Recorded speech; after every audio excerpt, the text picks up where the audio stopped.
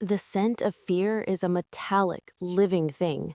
It wasn't just my own, slick against my skin beneath the useless perfumed oils they'd bathed us in. It was the collective breath of 30 terrified women, huddled in the auction house holding room like sheep awaiting the butcher. The air tasted of salt and copper, of prey. We wore identical shifts of pale gray silk, so thin the autumn chill seeped right through. My hair, the color of old ashes, hung plain and straight down my back, the mark of the least desirable, the one with nothing to offer but a tainted name. Outside, rain wept against the high, barred windows. I counted the drops as they slid down the glass. 1, 2, 3. It was the only thing holding the scream inside my throat. At 78, the first girl was called, Alara. She walked towards the heavy oak doors with a spine of iron and eyes full of glass. We all knew what waited. A stage, blinding lights, and a room of alpha wolves whose gazes stripped you down to bone and breeding potential. Madame Oleander, the beta overseer with a smile like a shard of ice, hissed her final reminders. Eyes down, shoulders soft, no alpha wants a challenge before the claim is made. I nodded, the motion mechanical. For me, it wouldn't matter. My fingers found the small, rough shape beneath my gown, a wooden wolf pendant, warm from my skin. My grandmother's final gift. "This was your mother's," she'd whispered on her deathbed, her grip surprisingly strong. "When the world turns dark, remember, my child, the quietest rivers run the deepest." I was 8 then. I didn't understand. At 22, standing in this room of perfumed despair, I still didn't, but I clung to her words like a lifeline. One by one, they were taken. Some returned flushed, claimed. Others came back empty, their eyes hollow mirrors, rejected, destined for the salt mines or the desolate frontier outposts. With every name called, the knot in my stomach tightened. Maybe they'd forget me. Maybe the earth would open and swallow me whole. Seraphina Blackwood. The name was a death knell. I rose, my legs trembling so violently I thought they'd buckle. The other girls looked away. They all knew the story. The disgraced daughter of a fallen pack alpha, a traitor's get, damaged goods with a bloodline of shame. "Move," Madame Oleander commanded, shoving me towards the door. The corridor to the stage was a tunnel of dread. Guards with bored eyes flanked me, their sheer size a mockery, as if I, who had failed to fight my way out of a paper bag these last miserable months, would suddenly sprout wings and fly. The heavy doors swung open. The light was a physical assault, blinding, hot, exposing. When my vision cleared, I saw them, the alphas. Dozens of them in their human forms, lounging on velvet chairs, smelling of power, old money, and cold ambition. Their collective aura was a suffocating blanket of musk and dominance. My own wolf, a faint, cowering thing inside me, pressed against my ribs, begging to submit. "Lot 28, a nasal voice announced, the auctioneer. "Seraphina Blackwood, 22, unmated, of the former Frostfang pack." A low murmur rippled through the crowd like a venomous snake. I fixed my gaze on the polished floorboards, but I felt their stares, scalpels of judgment and disdain. "Bloodline verified, but carries the disgraced Frostfang lineage. Starting bid, 50 gold pieces." 50. The others had started at 200. Silence. A thick, humid, crushing silence. My cheeks burned. I counted my own heartbeats thundering in my ears. "Any interest at 40? The auctioneer tried, irritation creeping into his tone. More silence. 30. I closed my eyes. This was it.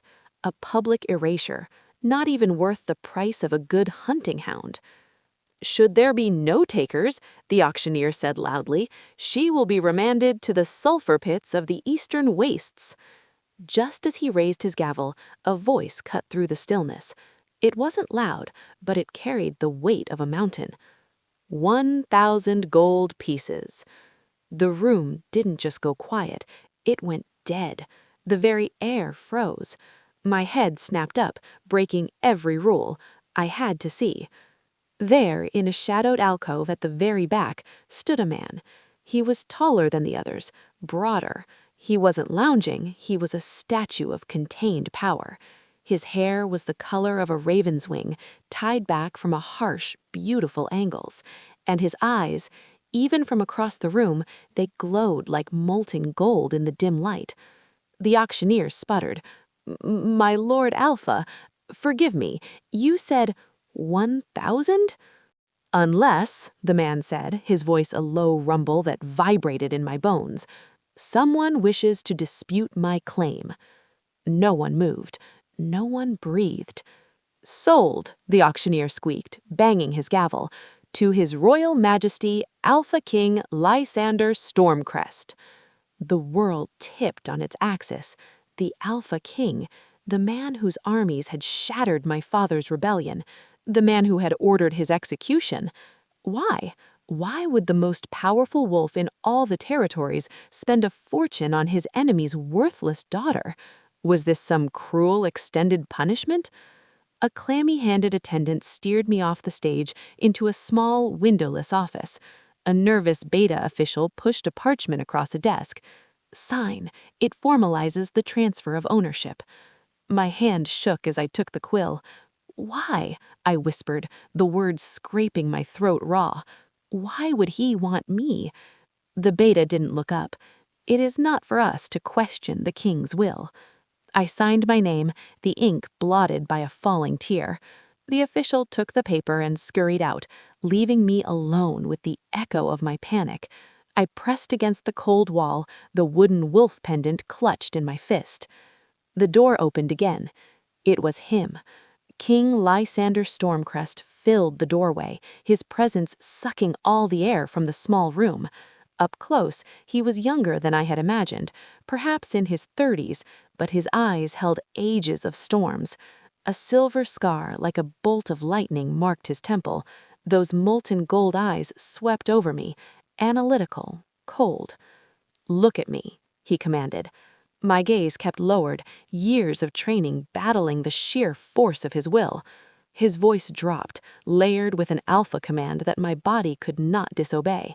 My head lifted against my will, and my eyes met his. A flicker of something, surprise maybe, crossed his face before it hardened into granite. Do you know who I am? He asked. Yes, Your Majesty, I whispered. You are the king who had my father killed. Instead of anger, a grim satisfaction tightened his jaw. Good. Then we start with truth. He took a step closer. I flinched, but he only reached out and with startling gentleness tucked a stray strand of my hair behind my ear. His fingers were warm. You fear me. Wouldn't you? The words were out before I could cage them. I braced for a blow. A shadow of a smile touched his mouth. Most do, but you fear me, yet your eyes still hold a challenge. Interesting. Before he could say more, the door opened. A stern-looking warrior with a grim face bowed. The sky chariot is ready, Your Majesty. We leave for the Silver Spire immediately. Lysander nodded. He turned back to me and extended his hand, not to strike, to take. This is not a rescue, Seraphina Blackwood, he said, his golden eyes holding mine captive. This is a reckoning, and your part in it is only just beginning. Trembling, I placed my hand in his. His fingers closed around mine, a firm, unbreakable hold. As he led me from the auction house into the stormy night, the whispers followed us like ghosts, but they were drowned out by the single screaming question in my mind. What did the man who destroyed my world want with the broken pieces he'd just bought? The sky chariot was a vessel of nightmares and wonders.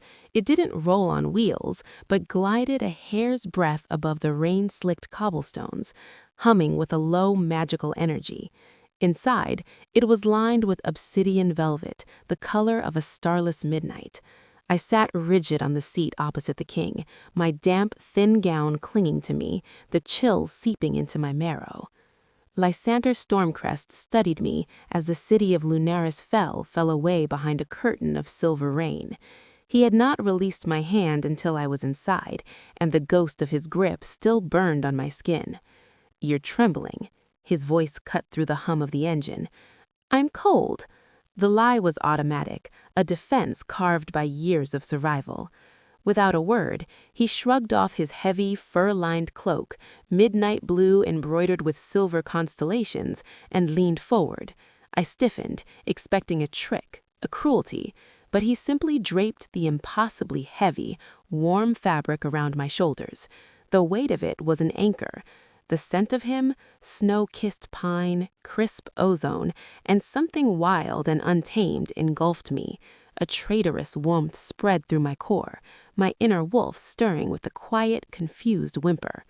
"Thank you," I whispered, the politeness beaten into me by Madame Oleander.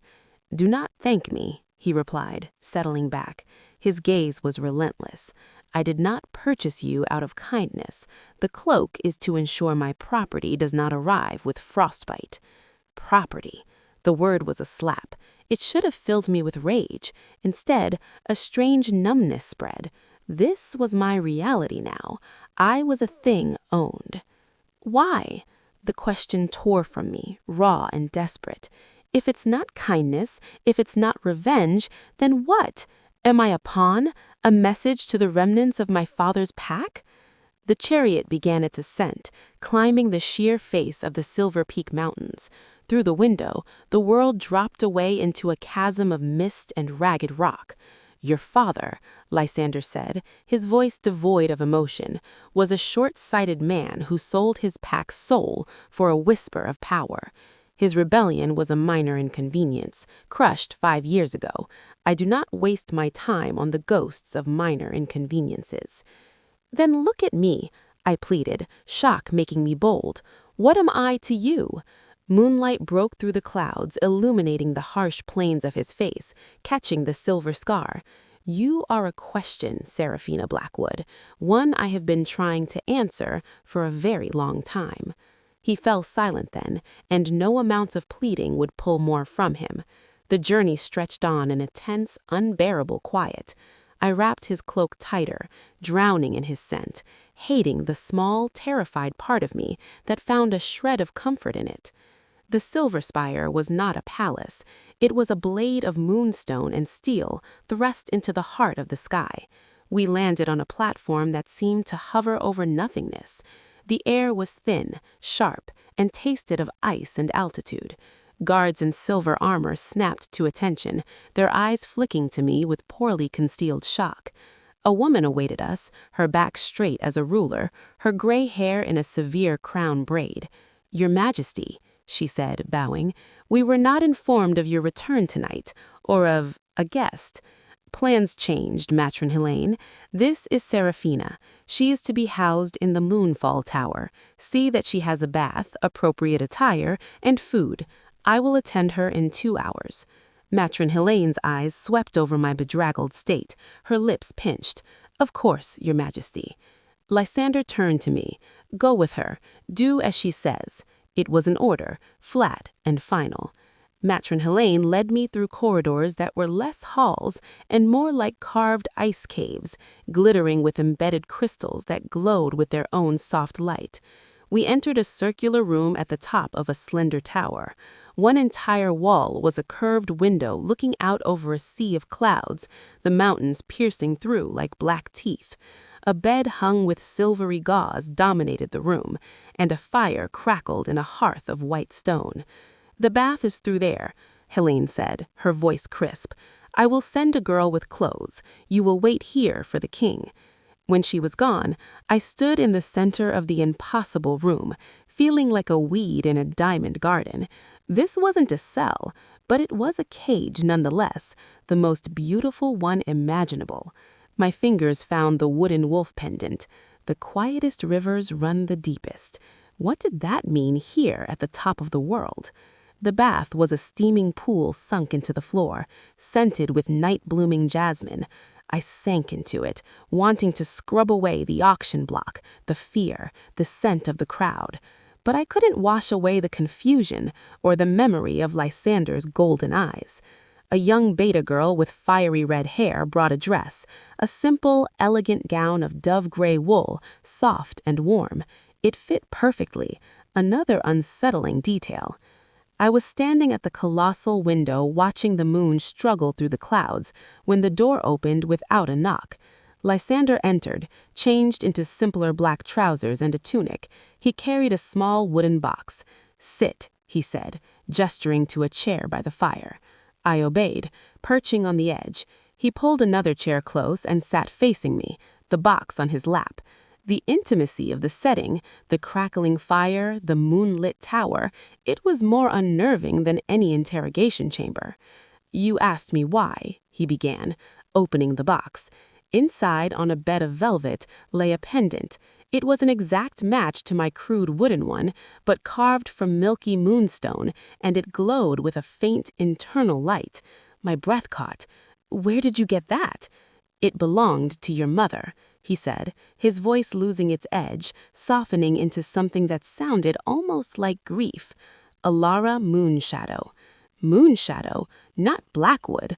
A name that stirred a deep, dusty memory, a lullaby in a voice I couldn't quite recall. "My mother's name was Alara. She died when I was born. A fever." Lysander's gaze was piercing. "That is the lie your father told you. Alara Moonshadow did not die of a fever. She was murdered when you were 3 months old, and she was not some minor pack she-wolf. She was the last of the Silverline seers." The world tilted. Seers were myths, bedtime stories for pups, women who could read fate in the patterns of stars on ice, speak to the spirits of the mountain, find paths through dreams. "You're lying," I breathed, but my heart was pounding a frantic, knowing rhythm. He picked up the moonstone pendant. The gift of sight passes only through the female lineage. It awakens on a woman's 23rd birthday, under a specific lunar phase. Your father, a man of brutal ambition, married her for that power. When she refused to use her sight to guide his greedy wars, he had her killed. His knuckles were white around the box. But he kept you, because the gift doesn't manifest until the 23rd year. You were an investment that never matured, until now. The fire popped loudly. I felt disembodied, floating. "My birthday is in 3 days." Lysander nodded slowly, his golden eyes holding a storm. "And the blood moon rises on the same night. The conditions will be perfect. Your father failed to harvest your mother's power. There are others who will not make the same mistake with you. They have been waiting, Seraphina, and they are coming." The silence after his words was a living thing, thick and cold. The fire's warmth couldn't reach the ice forming in my veins. "Others?" My voice was a thread. "Who? And why do you care? Why bring me here, to the most secure place in the kingdom, if not to use me yourself?" Lysander leaned forward, the moonstone pendant dangling from his fingers. "Your mother, Alara, was my father's youngest sister." The second revelation hit me like a physical blow. I gasped, recoiling into the chair. "What?" "You are my cousin, Seraphina, my blood." He said it with a stark, painful simplicity. "My father searched for you after her death, but your father hid you well, then dragged you into his rebellion and disgrace. I only found concrete proof of your survival and location a month ago. By then, you were already in the auction pipeline. Buying you was the fastest, cleanest way to extract you without alerting the vultures who are circling." Cousin, family. The man who was my father's executioner was my family. The conflict was so vast it left me numb. "If you're my family," I whispered, anguish twisting the words, "why treat me like a prisoner? Why the secrecy?" "Because," he said, his voice dropping to a lethal whisper, "the walls of the Silver Spire have ears. The enemy is not just outside, it is inside. Someone in my court, someone close, serves the ones who seek you. They call themselves the Eclipse Cult. They believe the blood moon will thin the veil between worlds, and they want a seer's power to control what comes through.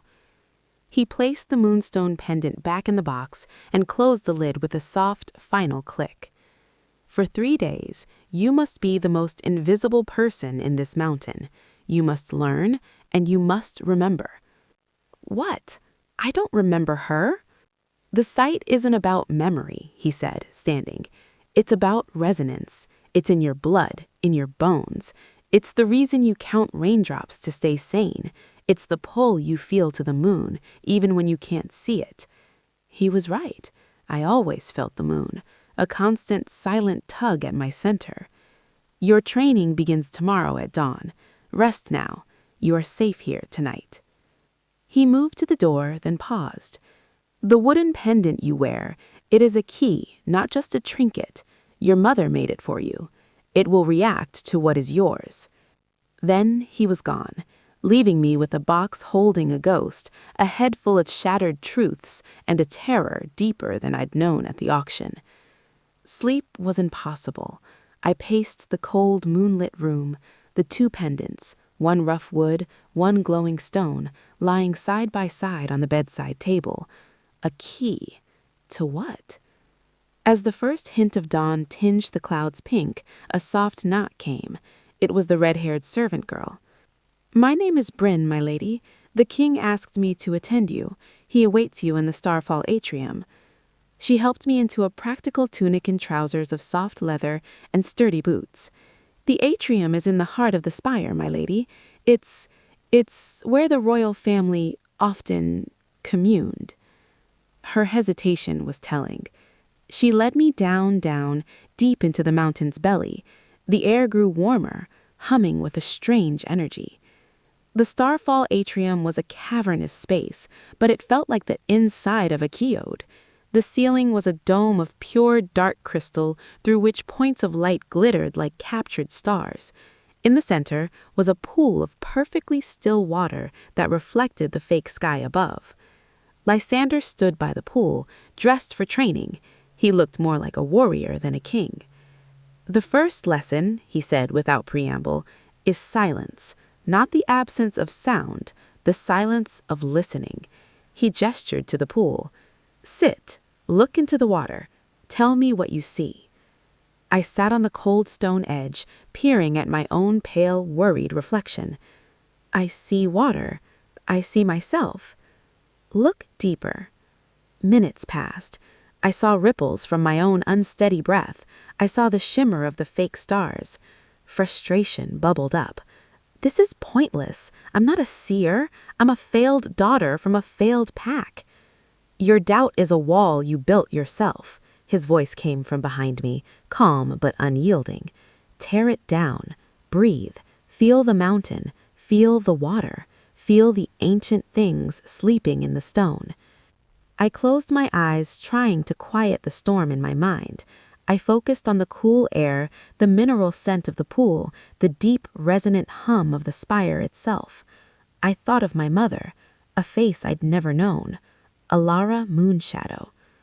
I opened my eyes and gazed at the water. At first, nothing. Then, my reflection seemed to waver. The stars in the water began to shift, not reflecting the ceiling above, but moving on their own, swirling slowly. My breath hitched. In the dark water, between the swirling lights, a shape formed, a symbol. It looked like a wolf, but made of intersecting lines and crescent moons. The same symbol was carved on the lid of the wooden pendant holding the moonstone. A sharp, shooting pain lanced my thimble. I cried out, pressing my hand to my head, and the vision shattered, the water going still and ordinary once more. I looked up at Lysander, panting. His expression was intense, triumphant. "You saw it." "What was it?" I gasped. "The mark of the silver line, your mother's sigil. It is also a map, and it confirms what I hoped. The gift is there, dormant but stirring." He offered me a hand to pull me up. His grip was firm, grounding. The pain will pass. It is the price of awakening something that has slept for 22 years. As the throbbing in my head subsided, a new sensation bloomed, a fragile, frightening thread of connection to the water, to the stones, to the silent, watching mountain, and faintly, faintly, to the stern, scarred man beside me who called me cousin. "Come," Lysander said, his tone slightly less severe. "There is more you need to see before the day is out. The spire holds many secrets, and one of them is a room your mother loved." He led me to a part of the spire that felt older, the air smelling of dried herbs and parchment. The door he opened revealed a sunlit conservatory filled with winter-blooming flowers and, dominantly, rows of a peculiar silvery white plant with bell-shaped flowers that seemed to absorb the light. "Moonlace," I whispered, the name coming to me from nowhere. Lysander stopped, watching me closely. "Yes, your mother cultivated it. It only grows where the energy of a seer has touched the earth. It has been dormant and dying since she left. Look." I approached slowly. As I drew near, the nearest moonlace plant, which had been drooping in gray, seemed to shiver. A faint silver glow emanated from its petals, and it straightened, turning its blooms towards me. A wave of profound, aching sorrow washed over me, so sharp it brought tears to my eyes. It wasn't my sorrow. It was the echo of hers, trapped in the things she loved. I reached out a trembling hand, but didn't touch it. "She's here," I breathed. "In a way," Lysander said quietly from the doorway. "Always." The days began to form a new, strange pattern. Dawn in the starfall atrium, trying to still my mind, to see beyond the water surface.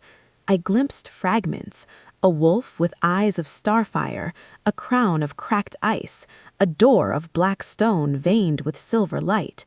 Each vision brought a headache, but each was clearer than the last. Lysander was a relentless but patient teacher, his earlier coldness giving way to a focused, intense dedication. Afternoons were spent in the conservatory or the spire's vast archives. Lysander showed me scrolls in my mother's hand, not prophecies but observations. The moon's third phase weakens the barrier in the eastern pass. The constellation of the Howler signals a time for gathering, not war. She was a scholar of the sky, a strategist of the spirit world. I learned of the eclipse cult. Lysander spies had pieced together their belief. During a blood moon under a specific celestial alignment, the veil between our world and the shadow realm, a place of primordial hungry darkness, would grow thin. They believed a silver-lined seer's blood and sight could be used not to seal the veil, but to tear it open completely, allowing them to harness the shadow energies for unlimited power. "They tried with your mother," Lysander told me one evening in his private study, a room of maps and weapons. "They courted your father, promised him kingdoms. When she refused to cooperate, they had her killed, hoping the gift would pass to you, and you would be more malleable. My father's war against them is what eventually killed him. This fight is my inheritance." He was letting his guard down, piece by piece. I saw the weight of kingship on him, the loneliness, the grief for a stolen aunt and a murdered father. The ruthless Alpha King was also a man who had lost his family. The realization softened my fear, replacing it with a complicated, cautious empathy. It was on the evening of the second day that the shadow within the court revealed itself. I was returning to my tower with Bryn after a long session in the archives. The corridors were quiet. As we passed an intersection, a tall, elegant man in counselor's robes of deep purple stepped into our path. He had a handsome, ageless face and a smile that didn't reach his cold, moss-green eyes. "Ah," he said, his voice smooth as oiled silk, "the elusive guest. I am Lord Calum, the Chancellor of the Eastern Reach, and you must be the king's new ward." His gaze swept over me, lingering on the wooden pendant visible at my throat. The air grew subtly colder. Bryn tensed beside me. "My lady is expected in her quarters, Lord Calum." Of course," he murmured, but his eyes remained fixed on me. "I simply wish to welcome you. The spire is full of history. So many have been lost within its beauty." His smile widened. "Do you find it resonant, my dear? Does it speak to you?" His words felt like spiders crawling on my skin. My pendant grew warm, almost hot against my chest, a defensive reaction. "It is very grand," I said, keeping my voice neutral. "Grand, yes." He took a half-step closer. "Tell me, have you dreamed of doors yet, or of a song that sounds like crumbling stone?" A jolt of pure terror shot through me. Last night, I had dreamed of a vast black door and a haunting, dissonant melody. How could he know? "I dream of many things, my lord," I deflected, my heart hammering. His green eyes gleamed. "I am a student of dreams. Perhaps we could speak of them sometime, before the moon changes." He gave a slight, mocking bow and glided away, his robes whispering against the stone. I stood frozen, my blood turned to ice. "Bryn," I whispered, "who is he?" Bryn's face was pale. "He is one of the king's oldest advisors. He arrived just after the king's father died. He is powerful, my lady, and he frightens me." We hurried the rest of the way. The moment I was alone, I went to the window, clutching the pendant.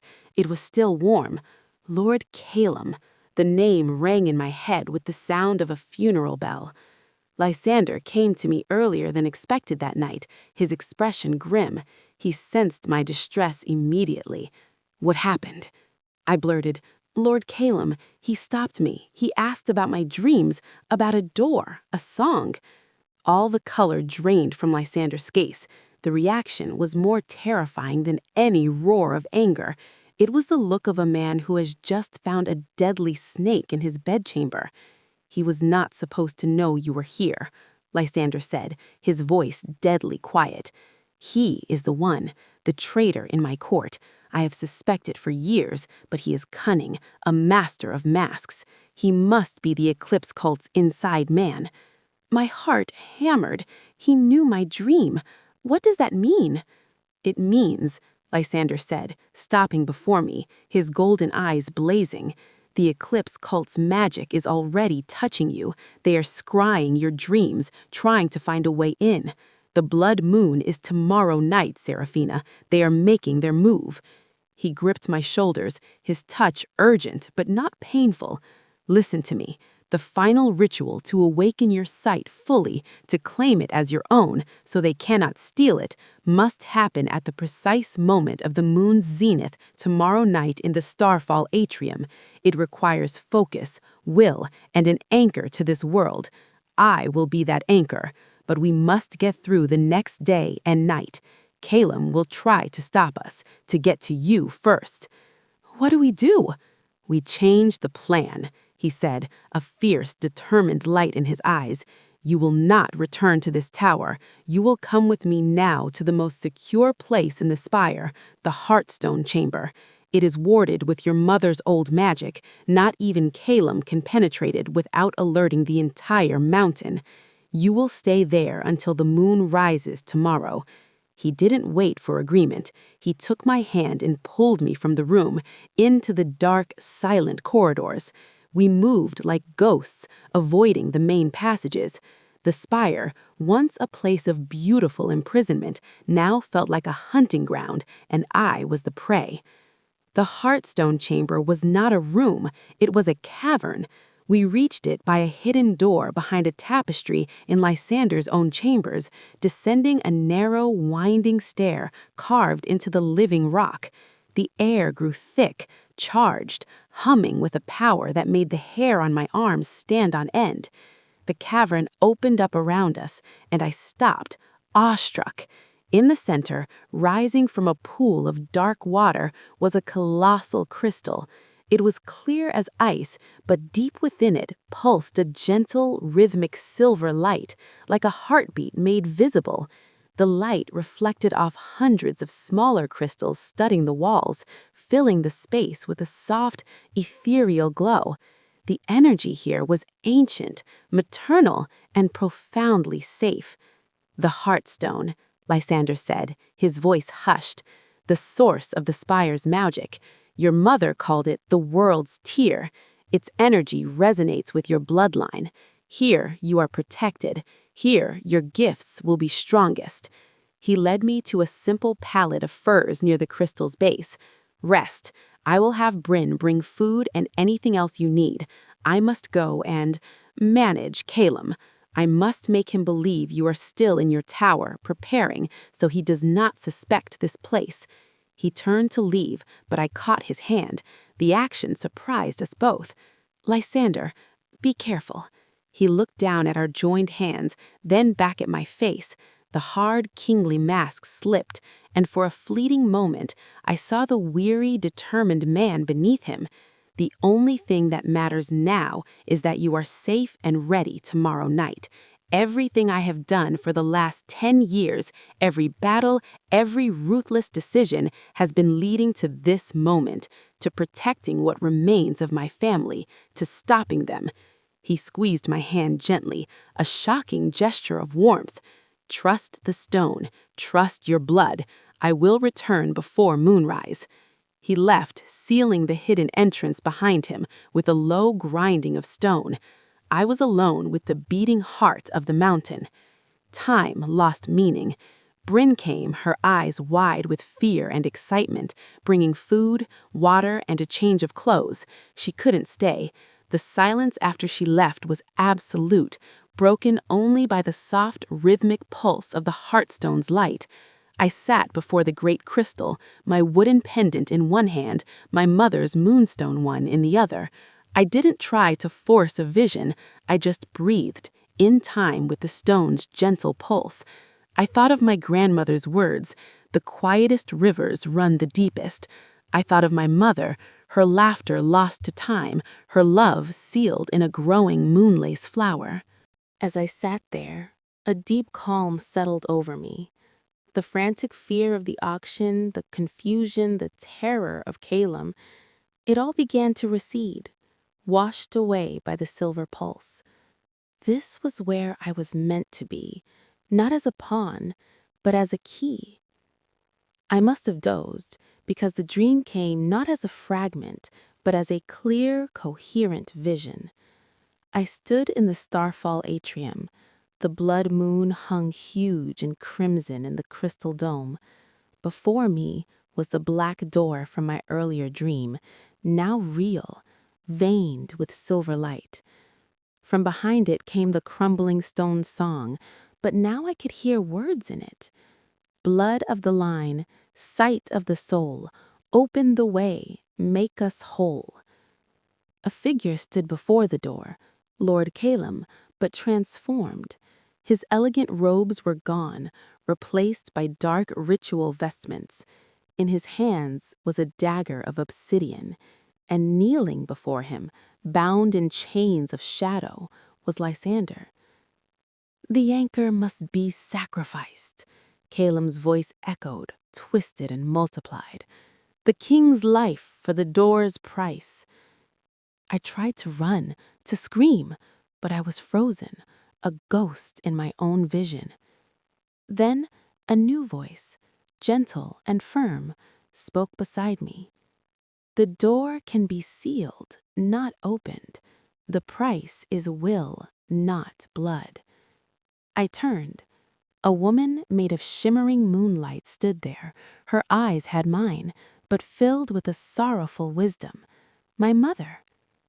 The ritual they plan is a perversion, she said, her gaze on the nightmare scene.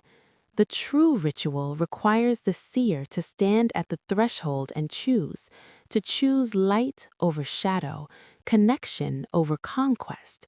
The Heartstone is your strength, your bond with your kin is your anchor. Do not let them twist it into a weapon. How do I stop it? I cried. See the truth, she said, fading. See what is hidden. The dream shattered. I jerked awake on the fur pallet, gasping, my skin slick with cold sweat. The heartstone pulsed steadily, its light a comfort. The vision was a warning, a prophecy of what the cult planned for tomorrow night. They didn't just want my power. They wanted to use Lysander's death as a sacrifice to fuel their dark ritual. I knew what I had to do. I had to master my sight before the moon rose, not just to claim it, but to understand the true ritual, to find a way to save Lysander, to seal the door, and to save us all. The quiet river of my spirit was stirring, finding its depth, and tomorrow it would have to become a flood. The final day dawned with a strange, heavy silence in the Heartstone chamber. The pulse of the great crystal felt faster, a nervous rhythm echoing my own heart. Bryn arrived with a simple meal, her face drawn with worry. "Lord Calum is everywhere," she whispered, setting down a tray, asking questions, offering to help the king with the security for tonight. "The whole spire is on edge." "Does he suspect I'm here?" I asked, my voice barely a breath. She shook her head. "The king is convincing. He's playing a game of irritation, acting as if you're being stubborn and reclusive in your tower, refusing to see anyone before the ceremony. It's keeping Calum at bay, but his eyes are like searchlights, my lady." After she left, I knew I could not just wait. My mother's words in the dream, "See the truth, see what is hidden," were a command. I had to use this time, this safety, to look deeper than I ever had before. I sat cross-legged before the Heartstone, placing both pendants on the stone floor before me. I closed my eyes and did not try to quiet the fear. Instead, I let it flow through me, acknowledged it, and then set it aside. I focused on the pulse, the silver heartbeat of the mountain. In and out. In and out. I thought not of the terrifying door, but of Lysander, of the weight in his golden eyes, the scar on his temple, the unexpected gentleness when he tucked my hair behind my ear, the ferocious protectiveness that was not about owning property, but about guarding family. I thought of the bond of shared blood, a thread I could now feel, thin but strong, stretching from my core through the stone of the spire to wherever he was. The world behind my eyelids changed. I was not in the chamber. I was in the memory of the stone. I saw my mother, Alara, young and laughing, her hair like moonlight, tracing her fingers over the Heartstone. A younger man, with Lysander's strong jaw and kind eyes, his father, my uncle, stood beside her, love and awe on his face. The memory shifted. Alara older, weary, placing a tiny, squirming bundle against the crystal. Tears fell from her eyes onto the stone as she whispered a blessing, a sealing of protection. Keep her safe until she finds her way home. Then, a darker memory, leaching into the stone's record like a stain. My father, Cassius Blackwood, stood in this very chamber, but he was not alone. A shadowy figure was with him, the essence of Lord Calum, though younger. They were arguing. "The seer's power must be harnessed, not coddled," my father snarled. "The eclipse offers real power." Alara stepped between them and the Heartstone. "I will not be your key to darkness," she said, her voice ringing with a power that shook the cavern. "My sight is for preservation, not destruction. Leave this place." The memory shattered into pain and fear. I saw a flash of obsidian blade in a dark corridor. Not here. My mother's final moment, her hand reaching not for an attacker, but towards a window, towards the moon, her lips forming my name. I gasped, wrenching back to the present, tears streaming down my face. The heartstone pulsed warmly, comforting me. The truth was now a living wound inside me. My father had conspired with Calum and the Eclipse cult. He had sold my mother's life for the promise of power, and Lysander's father had died fighting the very darkness his own brother-in-law had invited in. The understanding was a bitter poison, but it was also a key. Their ritual, the one they planned for tonight, was a twisted version of an older, purer one. They needed a seer's willing blood to open the door, but what if the blood was not given willingly? What if it was spilled in hatred and greed? My mother's death had failed to open the way because it was murder, not sacrifice. They needed more. They needed a seer's activated power and a sacrifice of equal value, a king, a guardian, a true anchor of light. I knew their plan now. They would force me to complete the awakening under the blood moon, then kill Lysander before me, using his life force and my terror to rip the veil open. I would not let it happen. Lysander came as the artificial light in the spire began to dim, simulating dusk. He carried a bundle of dark, close-fitting clothes and a pair of soft-soled boots. He looked exhausted, but his eyes were sharp, alert. "Put these on. We move soon." As I changed behind a crystal formation, I spoke through the stone. I had a vision. In the Heartstone, I saw my father with Calum. The silence from his side was heavy. "I know," he said finally, his voice thick. "I found the evidence years ago, too late to save her. It is why I never showed you mercy for his name. I could not separate the daughter from the father's sin in my heart, until I saw you on that block. So much of her in your eyes, and none of him." I stepped out, clad in the dark garments. "They plan to kill you, Lysander, as the sacrifice, after they force my sight to awaken." He wasn't surprised. He gave a grim, tired smile. "I know that too. It is why Calum has always stayed so close. He has been waiting for you to appear. My death has always been the final piece of his plan." "Then we can't go through with it. We have to run, hide until the moon passes." "No." The word was absolute. "If we run, they win. The blood moon will rise, the veil will thin, and without a seer to seal it, the shadow realm will bleed into our world at the weak points. Thousands will die. Whole packs will be consumed. This ends tonight, in the atrium, but we will not follow their script." He stepped closer, placing his hands on my shoulders. "We will follow your mother's, the true ritual. You must stand at the threshold, the place where the veil is thin, and choose to seal it. You must use your sight not as a key, but as a lock. And I will be your anchor, not as a sacrifice, but as your tether to this world, to life, to all that is worth saving." "How?" The question was a plea. "With this," he said, and from his pocket he drew a fine silver chain. At its end was a small, clear crystal vial, empty, but glowing with captured heartstone light. A bond of blood, not for opening, but for binding.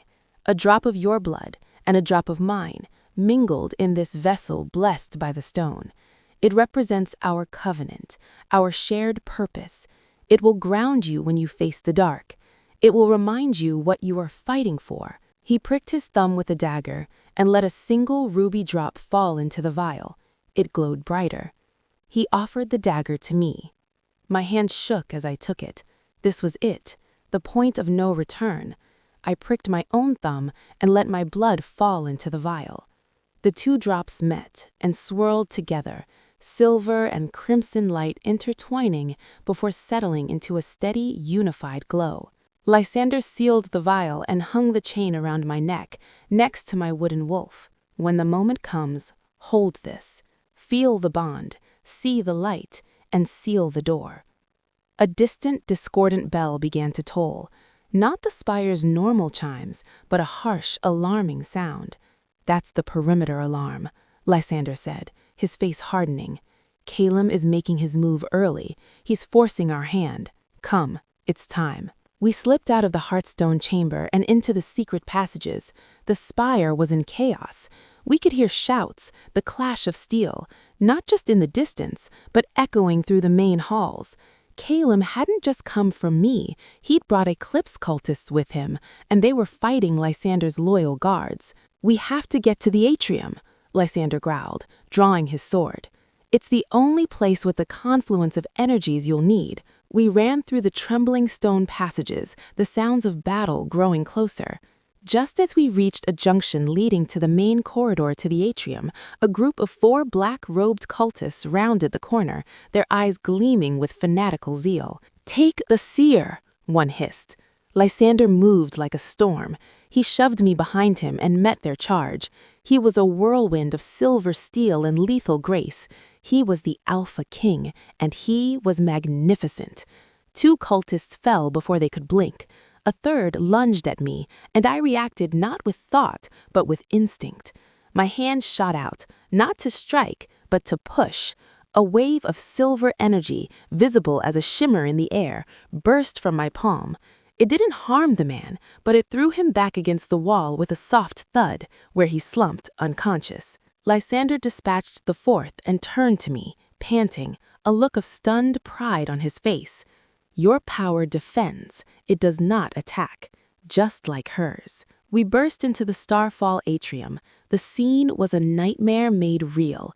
The crystal dome showed the blood moon, a swollen, crimson eye in the sky. The pool in the center was no longer still. It churned and bubbled as if boiling. And before it, having just finished a dark incantation, stood Lord Calum. The polished courtier was gone. His face was etched with dark lines, his eyes pools of empty black. Dozens of cultists surrounded him, and fighting throughout the space were Lysander's loyal guards, hopelessly outnumbered. In the center of the pool, on a platform that had risen from the water, was the door. Just as in my vision, a slab of pure, terrifying blackness, veined with sickly silver light that pulsed in time with the moon. "You're late to your own coronation, my dear, and you brought the sacrifice. How thoughtful." "Hold the line!" Lysander roared to his remaining guards, placing himself squarely between me and Calum. "Seraphina, the platform, now. The moon is at its zenith." Calum laughed, a sound of breaking glass. "Oh, she'll go to the platform. She'll stand at the threshold. But you, Lysander Stormcrest, will be not her anchor. You will be the offering that oils the hinges." He raised his hands and shadowy tendrils erupted from the floor, wrapping around Lysander's legs, pulling him down. Lysander slashed at them with his sword, but they were like smoke, reforming instantly. "Go!" Lysander shouted at me, straining against the bindings. Terror threatened to freeze me. The cultists were closing in, the door pulsed with malevolent hunger, and my only ally was being subdued. I clutched the silver vial at my throat. It was warm, pulsing with the shared rhythm of our blood, our covenant, our shared purpose. I ran, not away, but towards the churning pool. The water should have been deep, but as my foot touched it, a path of solid moonlight formed under my boots, leading straight to the black platform. The door loomed before me, radiating cold and a desperate, empty hunger. I stepped onto the platform. The song of crumbling stone was deafening here, the words clear. "Blood of the line, sight of the soul, open the way, make us whole." Behind me, I heard Calum's triumphant cry. I risked a glance back. The shadows had fully cocooned Lysander, lifting him off the ground, dragging him towards the edge of the pool.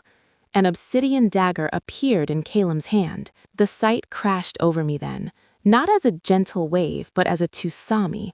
I didn't just see the door, I saw through it. I saw the shadow realm, an endless, gray, devouring nothingness that wanted to taste color and life and warmth. I saw the ancient, shapeless thing that was the great shadow, pressing against the thinning veil, drawn by the scent of my power and the promised sacrifice. I also saw the truth of the door. It wasn't just a physical thing. It was a wound, a scar in reality. And the ritual to seal it wasn't about blood or death. It was about will and connection. It required a seer to stand at the wound and pour into it the opposite of shadow: memory, love, life, light. Calum raised the dagger above Lysander's furt. With the blood of the guardian king, the way is opened. No! The scream tore from my soul. I didn't reach for the door.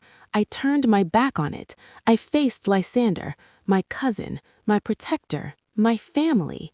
I raised my hands not towards the hungry dark, but towards him. I poured my newfound sight not into seeing the future, but into seeing him.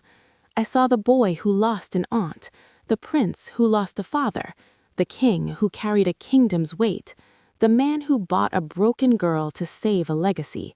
I saw his strength, his loneliness, his unwavering honor.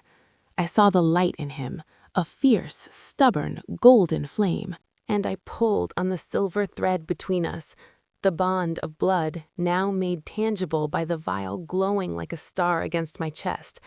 I poured my own light, the memory of my grandmother's love, the echo of my mother's laugh from the stone, the fragile hope I'd found in this gilded cage, down that thread and into him.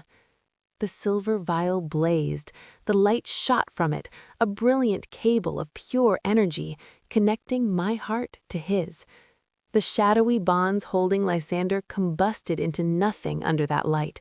The obsidian dagger in Calum's hand shattered, and Lysander, infused with a power that was both his and mine, landed on his feet, his own body sheathed in a corona of silver-gold fire. He looked at me across the pool, our eyes locked. In that moment, we were not king and pawn, not even just cousins. We were two halves of a single purpose. "The door, Seraphina!" he called, his voice ringing with shared power. "Finish it! I am with you!" I turned back to the black door. The crumbling stone song had changed. It was now a single pleading note of hunger and frustration. The great shadow had felt the sacrifice slip away, felt the surge of binding light. I placed both hands on the cold, dark surface. I didn't push. I poured. I poured the image of the heartstone's steady pulse. I poured the scent of moonlace blooming. I poured the sound of Bryn's tined voice. I poured the feel of my grandmother's wrinkled hand. I poured the memory of Lysander's cloak around my shoulders, his hand tucked in my hair, his fierce promise of protection. I poured love for a world worth saving into the wound. The black stone under my hands began to warm. The sickly silver veins brightened, purified, turning into a network of brilliant, healing light. The door didn't open. It sealed. The blackness faded, becoming transparent, then clear, then vanishing altogether, leaving only empty air and the platform beneath my feet. The connection to the shadow realm snapped shut with a sound like a deep, grateful sigh. The crimson light of the blood moon flooding through the dome above shifted, lightened, and bled away into the clean, silver-white light of a normal full moon. The aftermath was a silent, stunned tableau. The Eclipse cultists, their connection to the dark power severed, dropped their weapons, some collapsing, their eyes clearing of fanaticism to be replaced by confusion and horror. The fighting was over.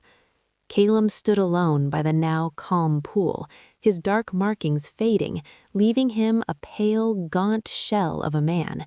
He stared at the space where the door had been, then at his own empty hands, utter defeat in his posture.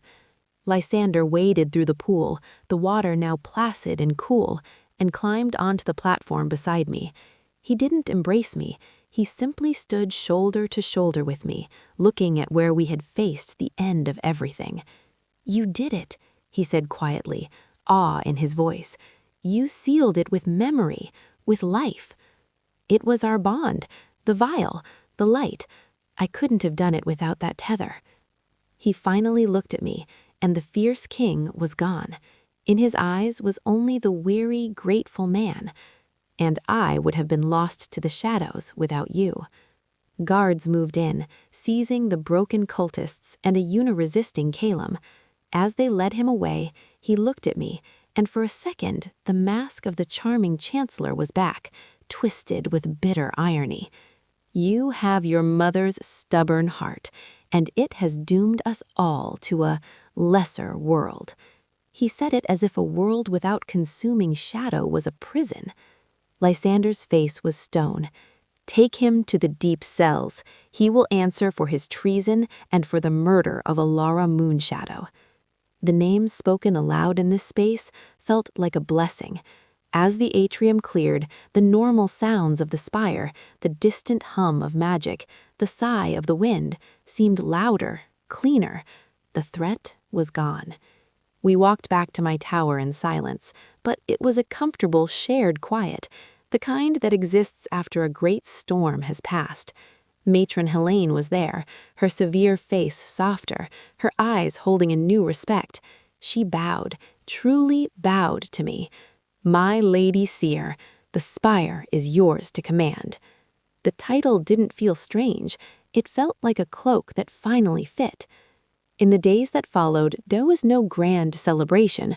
There was work, healing the wounded, sorting the loyal from the compromised. Lysander and I spent hours together, not in training, but in planning. He consulted me on decisions, not as a seer giving prophecy, but as a counselor with a unique perspective. I could feel the repercussions of certain choices, the way they would ripple through the packed bonds, the land itself.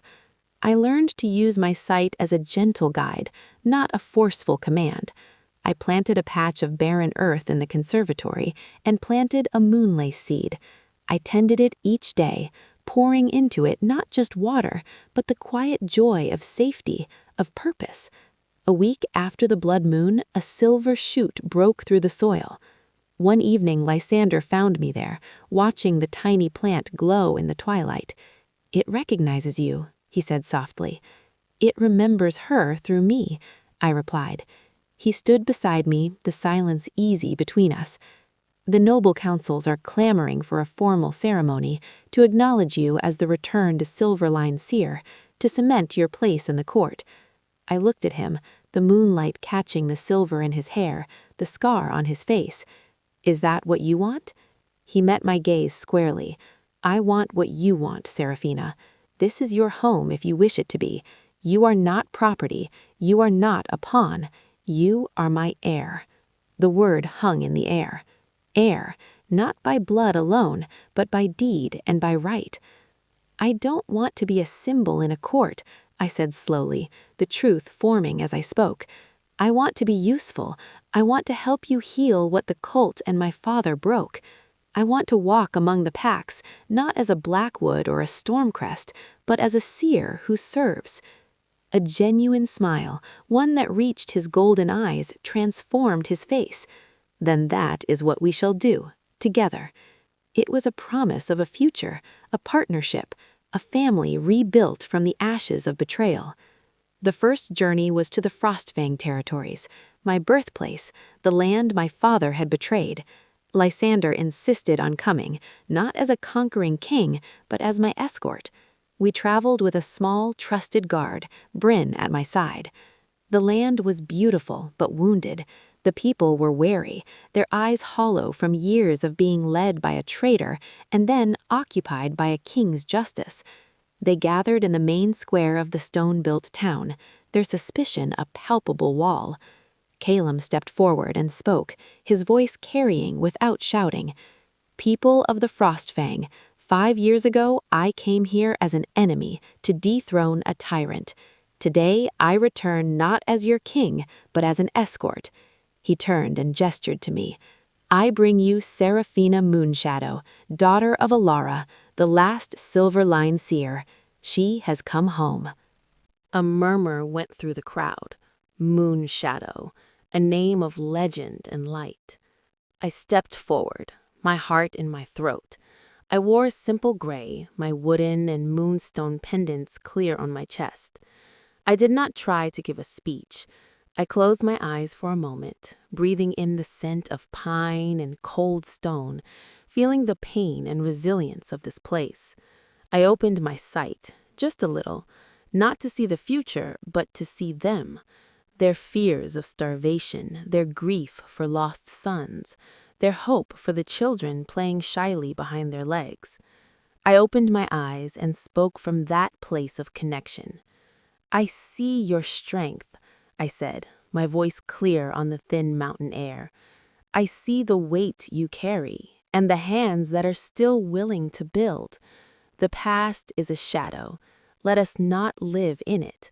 I cannot erase the pain my father caused, but I can offer you this, a link, a voice that will carry your needs directly to your king, and my own two hands to help you rebuild what was broken." I walked to the edge of the dais and knelt, placing my palms on the cold earth of the square. I poured into it the same energy I'd used in the conservatory, a sense of safety, of growth, of home. I didn't know if it would work. For a long moment, nothing. Then, from between the cobblestones at my knees, a fragile silver-green shoot of moonlace pushed through, unfurling two tiny glowing leaves.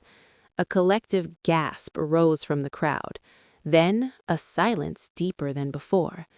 An old woman, her face a map of wrinkles, shuffled forward. She looked at the plant, then at me, her eyes brimming with tears. "Alara's child," she whispered. She reached out a gnarled hand and touched my cheek. "You have her light." That touch broke the dam, not in a riot, but in a slow, steady stream.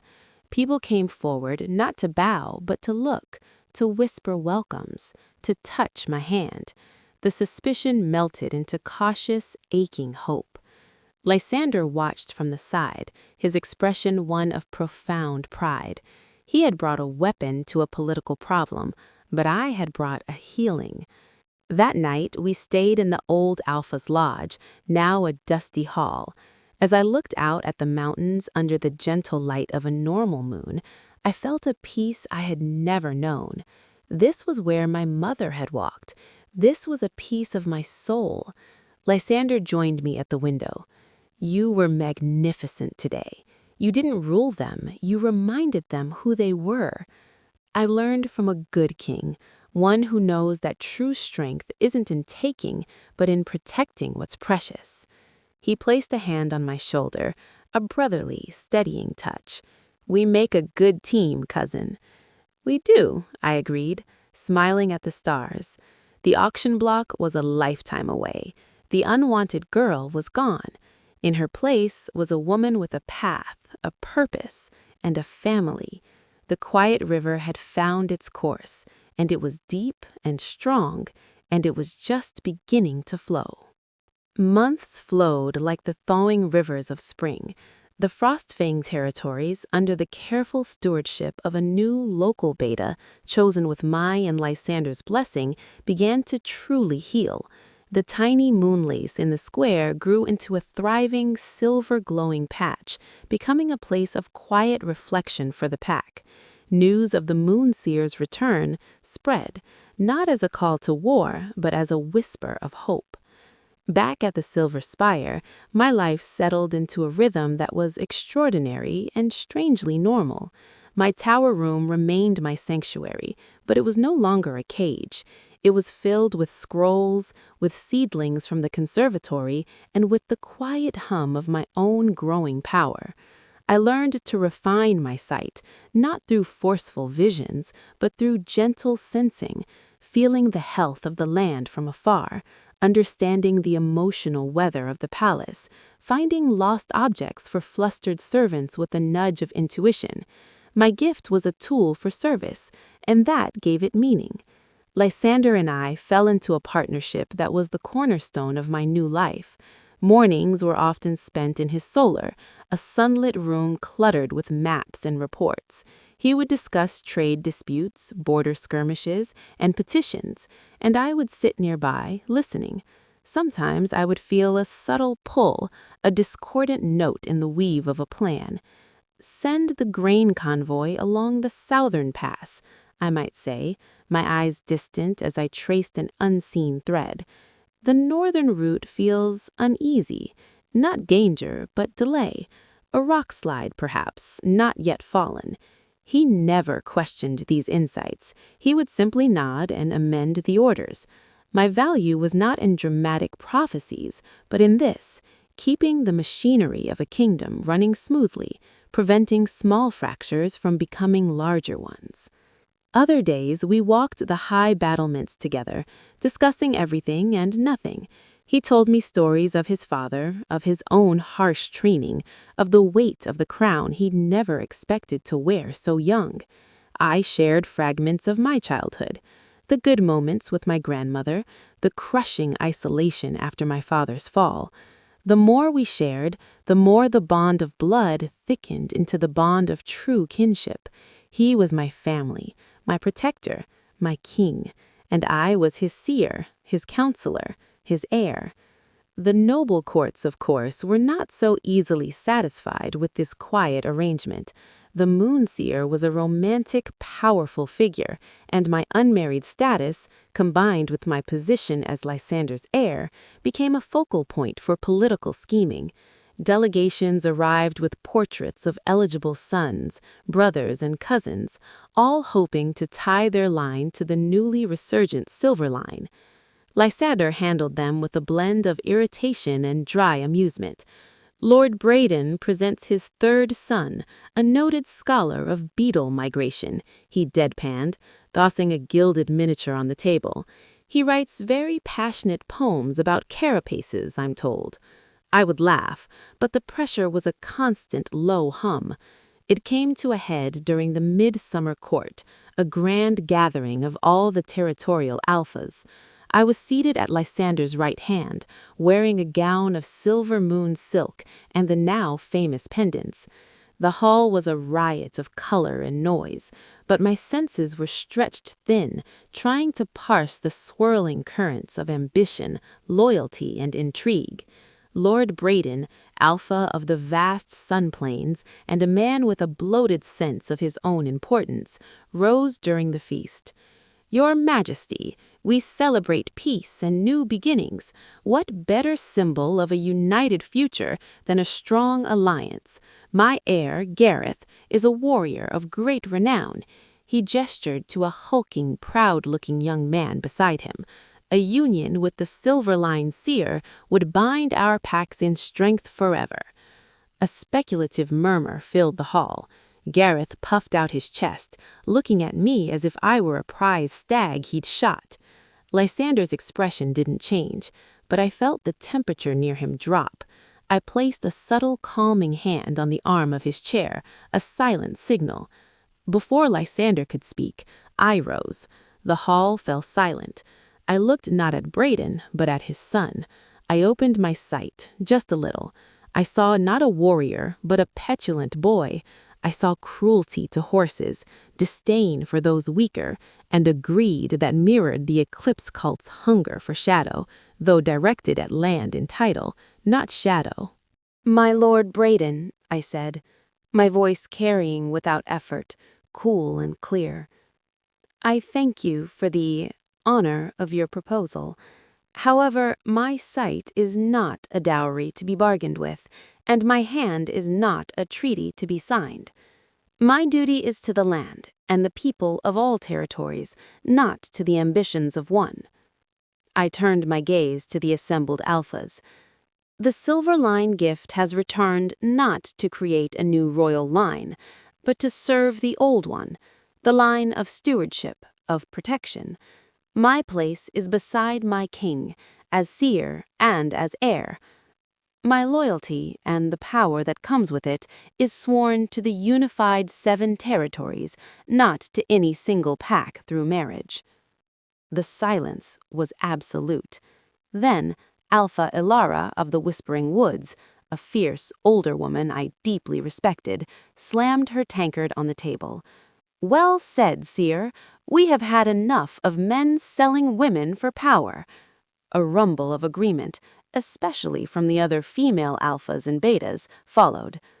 Lord Braden flushed purple, but under Lysander's icy stare and the shifting mood of the room, he sat down, defeated. Later, in the quiet of the solar, Lysander poured 2 cups of honeyed wine. "You were magnificent," he said, handing one to me. "You didn't just refuse him, you redefined the rules of the game." "I meant it," I said, taking the cup. "This is my place, here, with the family I have." I stumbled slightly on the words, the emotion behind them suddenly overwhelming. Lysander's golden eyes softened. He raised his cup. "To family, forged, not just found." We drank, and the understanding between us was deeper than any political alliance, stronger than any betrothal contract. I had found my home, my purpose, and my unwavering place at his side. The court's whispers would continue, but they were just noise. The foundation we were building was made of stone and sincerity. A year and a day from the blood moon, the Silver Spire was not preparing for a war, but for a celebration. The air was sweet with the scent of the moon lace, which now grew in hanging gardens throughout the upper levels, their silver glow a permanent, gentle light. There was to be no grand, overwhelming ceremony. Lysander hated his own coronation, a somber, militaristic affair shadowed by his father's death. This, he told me as we oversaw the preparations in the Starfall atrium, now filled with simple white flowers and glowing orbs of soft light, this should reflect what you are, a healer, a guide, not a conqueror. Today was the day I would be formally invested as the royal seer and crown heir of the 7 territories.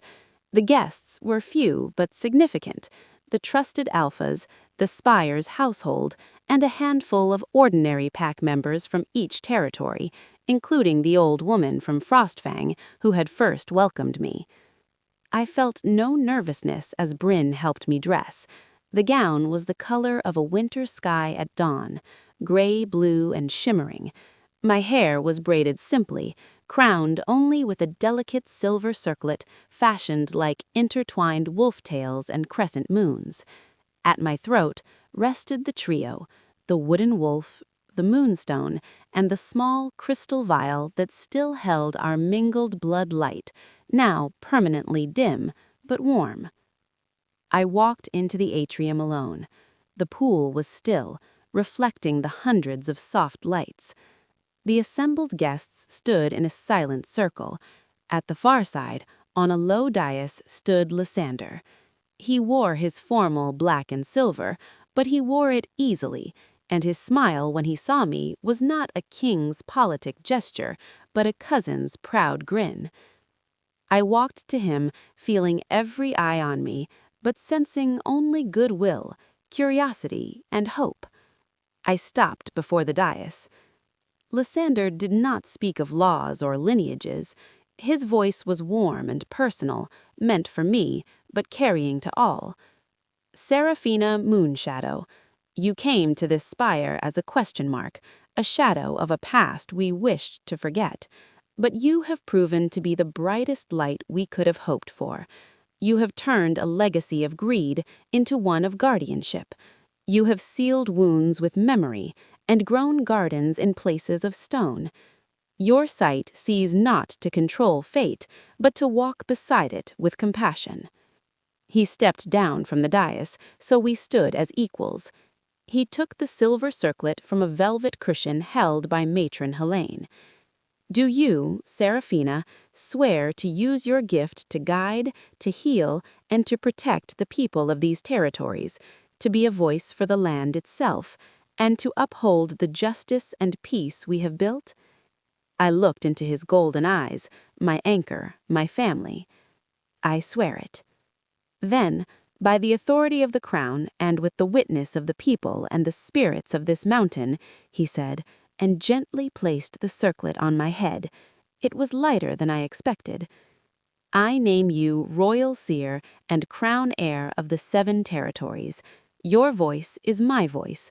Your protection is the kingdom's protection." He didn't kneel. No one did. Instead, Alpha Ilara stepped forward and placed a hand over her heart, a warrior's salute.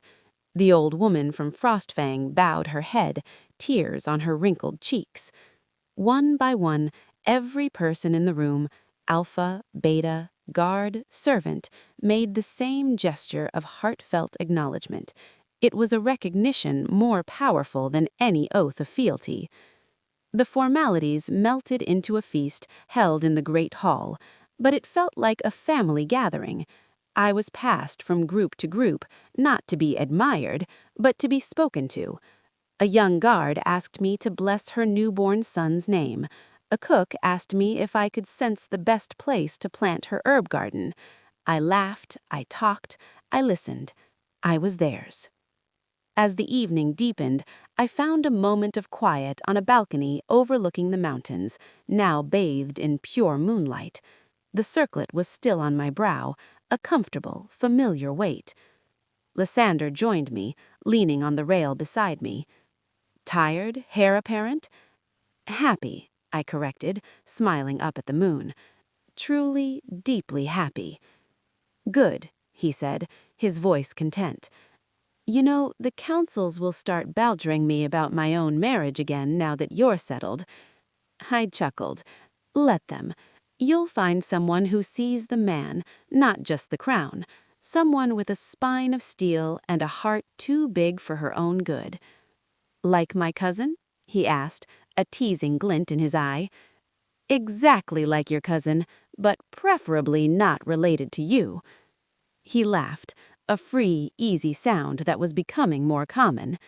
We stood in companionable silence, looking out at our kingdom, at the peace we had fought for. Grandmother said the quietest rivers run the deepest, I said softly, after a while. I think I understand now. It's not about being weak or unseen. It's about the strength that comes from knowing your own course, from nurturing life in your depths, from flowing steadily towards a purpose greater than yourself. Lysander nodded. You are the river that healed the poisoned land, Seraphina, and I am honored to walk beside your banks. The future was not a guaranteed peaceful fairy tale. There would be challenges, disputes, bad harvests, and petty lords. The memory of the eclipse cult was a cautionary scar. But as I stood there, the moon seer with her family beside her and her people behind her, I knew we would face it all, together. The unwanted girl from the auction block was gone forever. In her place stood Seraphina Moonshadow, whose worth was measured not in gold pieces, but in the silver light of healing, the strength of rediscovered bonds, and the quiet, unshakable joy of a home finally found. And as the moon shone down, blessing the mountains, the spire, and the two figures on the balcony, it felt not like an ending, but like the most beautiful beginning. The end.